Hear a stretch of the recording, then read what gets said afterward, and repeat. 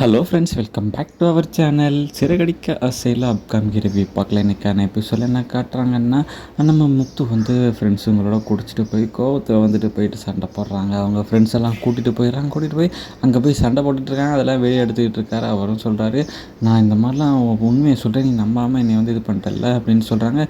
நீ இதுக்கு முன்னாடி பண்ண தப்புக்காக தாண்டா நான் இப்படிலாம் பண்ணேன் அப்படின்னு சொல்லி வந்து அவரும் வீடியோ எடுத்துக்கிட்டு இருக்காங்க. அதுக்கப்புறம் இதை பார்த்துட்றாரு நம்ம முத்தோட மீனாவோட தம்பி பார்த்துட்டு ஃபோன் பண்ணுறாங்க. அக்கா இந்த மாதிரி மாமா பண்ணிகிட்ருக்காருக்கா அப்படிங்கிறப்போ, அதெல்லாம் நீ எதை நினச்சிக்காரா விட்றா, அவர் குடிச்சிருக்காரு. ஆமாக்கா குடிச்சிருக்காரு, சரி விடு நான் பார்த்துக்கலாம், நீ ஏதாவது நான் போய் தடுக்கட்டாக்கா. இல்லைக்கா நீ வேறு ஏன்டா போய் தடுக்கிற, போலீஸ் வீடு வேறு, நமக்கு ஏதாவது பிரச்சனை ஆயிரும் கடைசியில் உனக்கு, நீ எதுவும் பண்ணாத, அவரே வருவார் அப்படின்னு சொல்லிட்டு அவங்களும் விட்டுறாங்க. அதுக்கப்புறம் எல்லாத்தையும் முடிச்சுட்டு அவர் அப்படியே வீட்டுக்கு போகிறாங்க. மீனா வந்து வெயிட் பண்ணிகிட்ருக்காங்க. நைட் ஆகுது.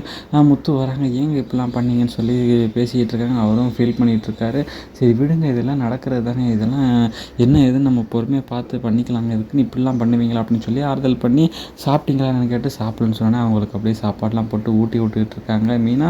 அதை பார்க்குறப்ப நமக்கே அப்படியே கொஞ்சம் சந்தோஷமாக இருக்குது. ஆஹா, என் மீனா இப்படிலாம் பண்ணுறாங்களேப்பா அப்படிங்கிற மாதிரி வந்து, பொண்டாட்டினா நீ தாம்மா அக்மார்க் பொண்டாட்டி, புருஷனுக்காக குடிச்சிட்டு வந்திருக்காரு, திட்டாமல் கூட இருக்காங்க. ஆனால் அவர் இந்த மாதிரி நடந்துச்சு, மனசு சுவாத்திரத்தெல்லாம் இந்த மாதிரி பண்ணியிருக்காரு அப்படிங்கிற மாதிரி சொல்லி அவங்கெல்லாம் பேசிக்கிட்டு இருக்காங்க. அடுத்த காலையில் விடிஞ்சிருது. முத்து வேலை இல்லைன்னு சொல்லி வீட்டு வேலையெல்லாம் பண்ணி கூட்டிகிட்டு இருக்காங்க. இதெல்லாம் பார்த்துட்டு மீனா டென்ஷனாக, ஏங்க இப்படிலாம் பண்ணுறீங்க அப்படிங்கிறாங்க. இதை பார்த்துட்டு விஜயாவுக்கு சந்தோஷமாக இருக்குது. என்னங்க இந்த வேலையெல்லாம் பார்த்துக்கிட்டு இருக்கேன் அப்படின்னு சொல்லி அவங்க வீட்டுக்காட்டா நம்மளாட்ட சொல்லிகிட்டு இருக்காங்க. ஏன்டா இப்படிலாம் பண்ணுற அப்படிங்கிறப்போ, அவங்க மீனாவை எவ்வளோ தடுக்க பார்க்குறாங்க. விடு மீனா, நான் அந்த வேலையை பார்க்குறேன் அப்படின்னு சொல்லி பேசிக்கிட்டு இருக்காங்க. பேசிக்கிட்டு கூட்டிகிட்டு இருக்கப்போ, என்னங்க இவங்க கூட்டுறாங்க, சரி இங்கேயே கூட்டிகிட்டு இருக்காமல் எங்கள் ரூமே வந்து கூட்டு அப்படின்னு சொல்லி வந்து அவங்க சொல்கிறாங்க கிண்டலாக. இதை பார்த்துட்டு அண்ணாமலை டென்ஷன் ஆகிட்டு, உனக்கு அறிவே இல்லையா, அவன் பையன் வேலை இல்லாமல் இந்த மாதிரி வீட்டை வேலையை பார்த்துக்கிட்டு இருக்கேன், அவனுக்கு கொஞ்சம் ஆறுதல் கூட சொல்லாமல் நீ இந்த மாதிரிலாம் பேசிக்கிட்டு இருக்கே அப்படின்னு சொல்லி வந்து அண்ணாமலை வந்து கேட்குறாங்க. ஏங்க அவன் பண்ணுறேன், நான் என்னங்க பண்ணுறது, என்னையே திட்டுறீங்க அப்படின்னு சொல்லி போயிடுறாங்க. மீனாவும் ரொம்ப கோவமாக, அத்தை என்ன அத்தை இப்படிலாம் பேசுகிறீங்க அப்படின்னு சொல்லி வந்து அவங்களும் கோவப்படுறாங்க. நெக்ஸ்ட்டு பார்த்தீங்கன்னா முத்துவை கூட்டிகிட்டு போய், மீனா ஏங்க இந்த மாதிரிலாம் பண்ணுறீங்க அப்படின்னு சொல்கிறப்போ, எனக்கு தான் வேலை போச்சு மீனா, நான் என்ன பண்ணுறது, என்னங்க நீங்கள் உங்கள் நம்பிக்கை இழந்துட்டீங்களா, எவ்வளோ போனதுக்கு நீங்கள் இந்த மாதிரிலாம் பண்ணதில்லை, ஒரு லைசன்ஸ் இந்த மாதிரி பண்ணது, அதை நீங்கள் செய்யாத தப்புக்கு பண்ணதுக்கு போயிட்டு இந்த மாதிரிலாம் நடந்துச்சு, அதுக்கு நீங்கள் வந்து மனசு வந்து உடஞ்சிட்டிங்களா, நீங்கள் இதெல்லாம் கிடைக்காத நம்புறீங்களா அப்படிங்கிறப்போ, அவர் எதுவுமே சொல்ல முடியாமல் முழிச்சிட்ருக்காரு. நான் பேசி பார்க்குறேங்க அப்படின்னு சொல்லி வந்து பேசிக்கிட்டு இருக்காங்க.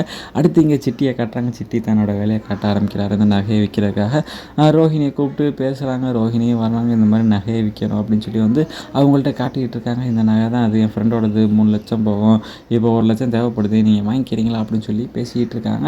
என்ன பண்ணுறது தெரியாமல் ரோஹிணியும் பார்த்துட்டு இருக்காங்க, அந்த நகையை பார்த்துக்கிட்டு இருக்காங்க. சரி நான் ட்ரை பண்ணுறேன்னு சொல்கிறாங்களா, இல்லை வேணான்னு சொல்கிறாங்களா, இல்லை கண்டிப்பாக இவங்களுக்கு பயந்து வாங்கி தான் ஆகணும் அப்படின்னு சொல்லி வந்து அவங்களும் வாங்க போகிறாங்களா, என்ன ஏதுங்கிறத நாளைக்கு பார்ப்போம்.